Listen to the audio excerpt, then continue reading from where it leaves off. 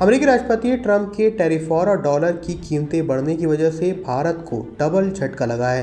दरअसल ट्रंप की पॉलिसीज़ की वजह से मई और सितंबर के बीच 37% तक भारत के एक्सपोर्ट में कमी आई है, जिससे भारत का फॉरेन एक्सचेंज भी काफ़ी हद तक गिर गया है।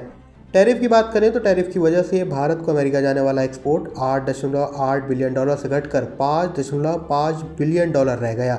जिन सेक्टर में सबसे ज़्यादा असर पड़ा है इनमें स्मार्टफोन भी शामिल है। इसका एक्सपोर्ट मेनली आईफोन के इंडिया में प्रोडक्शन की वजह से साल 2024 के मई सितंबर ड्यूरेशन में 197% बढ़ा था, जबकि 2025 के मई सितंबर ड्यूरेशन में टैरिफ की वजह से इसमें 58% तक की कमी आई है। इसी तरह फार्मा के एक्सपोर्ट में भी 17% की कमी आई है। इसके बाद मेटल और इंडस्ट्रियल एक्सपोर्ट में भी कमी लगातार नजर आई है। कैटेगरी वाइज बात करें तो aluminium 37%, copper 25%, auto components 12%, iron and steel 8%। इस तरह जेम्स और ज्वेलरी में भी 60% तक की गिरावट आई है।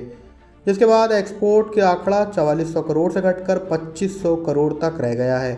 एक्सपोर्ट के दौरान नुकसान फॉरेन रिजर्व में भी साफ नजर आ सकता है। दरअसल किसी भी चीज़ की बिक्री से भारत डॉलर रिसीव करता है और यही डॉलर फॉरेन रिजर्व में शामिल होता है। इसके साथ ही रुपए की कमज़ोर होने की वजह से इंडियन गवर्नमेंट को अब ज़्यादा बिल पेमेंट के लिए ज़्यादा फॉरेन रिजर्व का इस्तेमाल करना पड़ा है। जैसे ही कच्चे तेल की कीमतें डॉलर पर निर्भर होती हैं, अगर डॉलर की कीमतें बढ़ जाएंगी तो भारत का बिल पेमेंट भी बढ़ जाएगा, जिससे फॉरेन रिजर्व में कमी आएगी।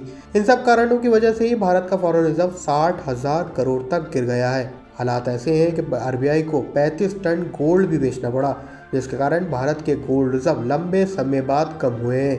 भारत के गोल्ड रिजर्व और ट्रंप के टैरिफ पर आपकी क्या राय है, हमें कमेंट सेक्शन में ज़रूर बताएं। और नहीं तो शेयर मार्केट की दूसरी जगह खबरों के लिए हमारे चैनल को लाइक और सब्सक्राइब ज़रूर करें।